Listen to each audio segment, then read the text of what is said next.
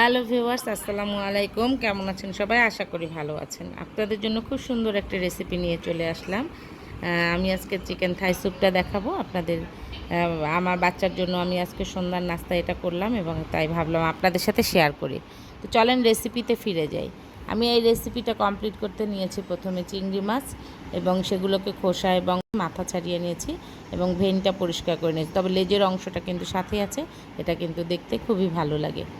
এরপর নিব 1 কাপ পরিমাণে বোনলেস চিকেন, লম্বা চিকন করে কেটে নিব এবং এটা যেন খুব সহজে সিদ্ধ হয়ে যায় এরকম করে কাটবো।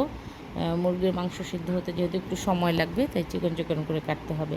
4টা ডিমের কুসুম নিয়ে নিব, সাদা অংশ বাদ দিয়ে আমি নিয়েছি মুরগির ডিমের কুসুম। তারপরে এখানে আপনারা 3টা ডিমের কুসুমও নিতে পারেন। নিয়েছি 1 কাপ পরিমাণে মাশরুম কুচি, তার সাথে নিচ্ছি কয়েক টুকরা আদাটা আমি দেশি আদা নিয়েছি, থাই জিঞ্জার নেই। এক্ষেত্রে আপনি হচ্ছে দেশি আদা নিলেও কোনো স্বাদের তারতম্য হবে না। এরপর আমি নিয়ে নিব চিলি টমেটো সস 1 কাপ পরিমাণে এবং আধা কাপ পরিমাণে টমেটো কেচাপ। আপনারা যে কোনো একটা নিতে পারেন, আমি দুটোই নিলাম, আমার হাতের কাছে ছিল। তারপরে নিব আমি 1 মুঠ পরিমাণে লেমন গ্রাস এবং এটা শুধু শিকড়ের অংশটা বাদ দিয়ে আমি লম্বা লম্বা করে টুকরো করে নিয়েছি, যেটা আজকের রেসিপির সবচেয়ে মূল্যবান জিনিস এবং লেমন গ্রাস ছাড়া কিন্তু এই রেসিপিটি সম্পূর্ণ হবে না।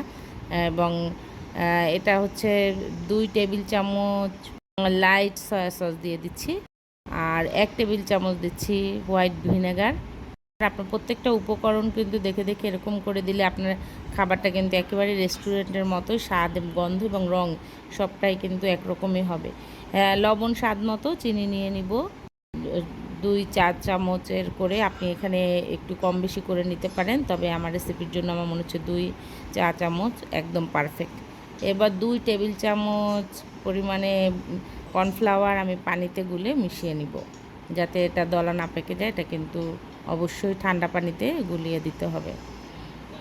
এখন এই সমস্ত উপকরণগুলো আপনি আগেও মেশাতে পারেন অথবা পানি দিয়েও মেশাতে পারেন। আমি এখানে নর্মাল পানি নিচ্ছি, এখানে কোনো চিকেন স্টু আমি ব্যবহার করি নাই এবং শুধু নর্মাল পানি নিব 1 লিটারের কিছুটা বেশি পরিমাণে, কারণ মাংসটা সিদ্ধ হতে আমার মনে হচ্ছে যে 1 লিটারেরও একটু বেশি পানি নিয়েছি এবং এটা আমি মাঝারি আঁচে এটা আমি রান্না করব। এবং আমি কিন্তু এখন পর্যন্ত চুলার আগুনটা গ্যাসটা অন করি নাই। এখন সব কিছু ভালো করে এটা মিশিয়ে নিব। আপনার ইচ্ছা করলে আগে পানি মেশানোর আগে ওটা মিশিয়ে নিতে পারেন। এটা ভালো করে নেড়ে নেড়ে সব কিছু মিশিয়ে তারপরে এমনভাবে যেন মেশাবো যেন ডিমের কুসুম টুসুম সবগুলো সুন্দরভাবে সব জায়গায় ছড়িয়ে পড়ে। তারপরে এটা আস্তে আস্তে করে মাঝারি আঁচে আমি রান্না করব। কিছুক্ষণ রান্নার পরে আমি এটাকে আবার আপনাদের সামনে নিয়ে চলে আসব। আর অবশ্যই আমি একটু আগুনের আঁচটা বেশি দিতে, মানে জালটা বেশি দিতে পছন্দ করি, কারণ চিকেনের বা মাংসের যে কোনো রান্নাতে একটু আগুনের জালটা না দিলে কিন্তু আমার মনে হয় এটা কাঁচা থাকতে পারে বা কোনো ধরনের সমস্যা হতে পারে। আমি সেক্ষেত্রে মনে তৃপ্তি পাই না আসলে, যেহেতু বাচ্চাদের জন্য রান্না করব তাই। এখন দেখেন এই কিছুক্ষণ পর বলক আসার পরে আমি কিন্তু চলে আসলাম আবার কয়েকটা কাঁচামরিচ নিয়ে।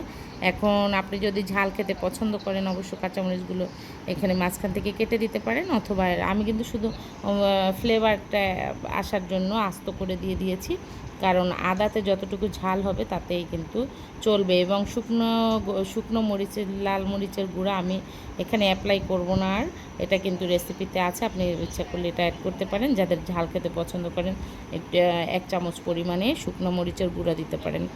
তো আমি এখানে দিয়ে দিব 1 চা চামচ পরিমাণে গোলমরিচের গুঁড়া, আমি কালো গোলমরিচ গুঁড়া দিয়েছি এবং আদার ঝাল এবং এই গোলমরিচের ঝালটা মিলেমিশে আপনার কিন্তু স্বাদটা পারফেক্ট করবে এবং খুব সুন্দর। দেখেন আমার কিন্তু অনেকটা কাছাকাছি চলে এসছে, আমি আর কিছুক্ষণ জাল দিয়ে এটাকে কিন্তু নামিয়ে ফেলবো। মোট 25 মিনিটের মতো এটাকে মাঝারি আঁচে রান্না করেছি এবং এই যে সুন্দর রেসিপিটা হয়ে গেল। দেখুন রং এবং গন্ধ কিন্তু পুরো একেবারে আপনার সেই রেস্টুরেন্টের মতোই হয়েছে। আপনার এটা দেখে আপনি কোনো মেহমান আপ্যায়ন করলে বা কাউকে খেতে দিলে তারা বুঝতেই পারবে না যেটা আপনি নিজে বাসায় রান্না করেছেন। আমার সবগুলো ইনগ্রিডিয়েন্টই একদম পারফেক্ট ছিল এবং স্বাদটাও কিন্তু একদম পারফেক্ট ছিল, এবং বাচ্চারা কিন্তু এটা বুঝতেই পারবে না বা কেউ ধরতেই পারবে না যেটা আপনি নিজে করেছেন, পুরো রেস্টুরেন্টের মতো। তো এরকম একটা এক বাটি স্যুপ কিন্তু সবাই পছন্দ করবে আপনি যদি দেন। তো এই যে সহজ রেসিপিটা আপনিও আজকে ট্রাই করে ফেলতে পারেন যদি সমস্ত উপকরণ আপনার হাতের কাছে থাকে। আশা করি ভালো লেগেছে আমার রেসিপিটা, এবং ভালো লাগলে অবশ্যই লাইক কমেন্ট শেয়ার করবেন। আজকে এ পর্যন্ত, আর পরবর্তীতে আবার একটা রেসিপি নিয়ে চলে আসবো। আল্লাহ হাফেজ।